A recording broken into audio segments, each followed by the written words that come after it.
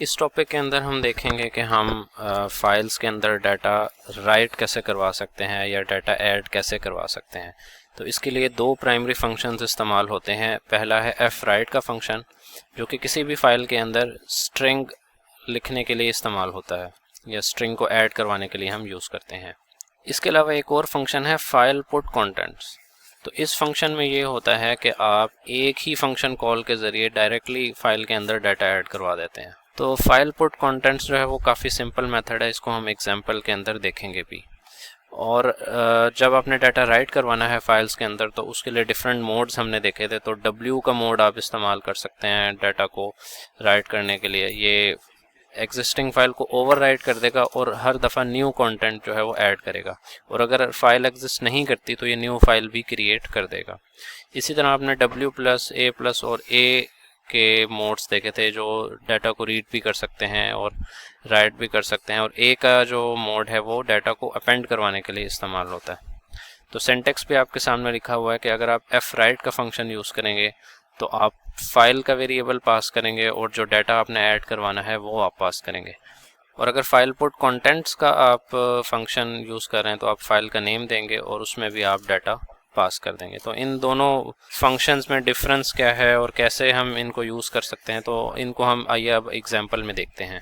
तो basic structure तो अब आपको याद हो गया होगा कि कैसे हम फाइल के ऊपर जब भी हमने राइट या रीड का ऑपरेशन परफॉर्म करना है तो फॉर्मेट यही होगा। सबसे पहले फाइल का नेम आ जाएगा। अब यहाँ पे हमने फॉर एग्जांपल ये डाटा हमने ऐड करवाना है फाइल के अंदर अपने example.txt के अंदर। तो अभी अगर मैं आपको फाइल दिखाऊं तो उसमें कुछ कंटेंट जो है वो मौजूद है। तो यहाँ पे इफ़ कंडीशन आ जाएगी, फिर उसका एल्स पार्ट आ जाएगा। तो सिंपली आप फाइल का वेरिएबल यूज़ करेंगे और आप यूज़ करेंगे fopen का फंक्शन। आप फाइल का नेम पास करेंगे जैसा कि आपने रीड वाले एग्जांपल में पास किया था, और आप यहाँ पे W का मोड अब यूज़ करेंगे क्योंकि हमने डाटा जो है वो राइट करवाना है। तो अब इफ़ कंडीशन में अगर फाइल को ओपन होने में कोई एरर नहीं है तो सिंपली हम fwrite का फंक्शन अब यहाँ पे लिखेंगे क्योंकि डाटा हमने राइट करवाना है।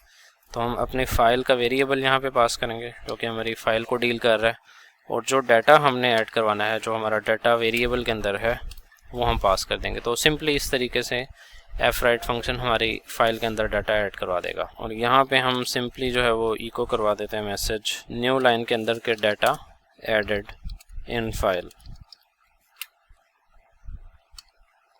और याद रहे कि आपने फ़ाइल को क्लोज़ भी करना है, तो आप सिंपली यहाँ पे fclose का फंक्शन यूज़ करेंगे और फाइल को क्लोज़ कर देंगे।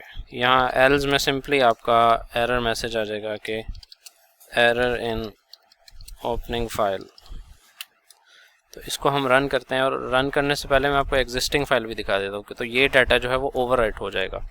अब हम इसको रन करते हैं तो मैसेज आ गया है कि डाटा एडेड इन फाइल। तो जो प्रीवियस डाटा है वो ओवरराइट हो गया।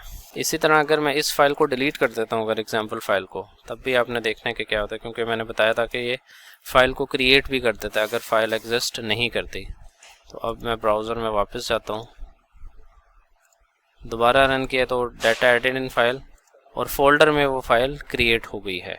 तो अब हमने दो तरीके देखे थे, fwrite और फाइल पुट कंटेंट्स। अब हम दूसरा मेथड देखते हैं। तो लेट्स सपोज फाइल नेम तो हमारा वही है और डाटा भी हमारा थोड़ा सा हमने चेंज किया है, डाटा जो भी है।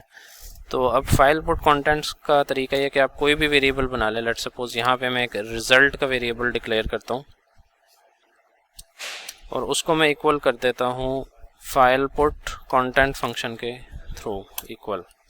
अब यहाँ पे ये दो पैरामीटर लेगा, सबसे पहले हमारी फाइल का नेम और उसके बाद हमारा जो डाटा है वो ऐड हो जाएगा। ठीक है, तो यहाँ पे अब कंडीशन में इस तरह लिखेंगे कि इफ़ रिजल्ट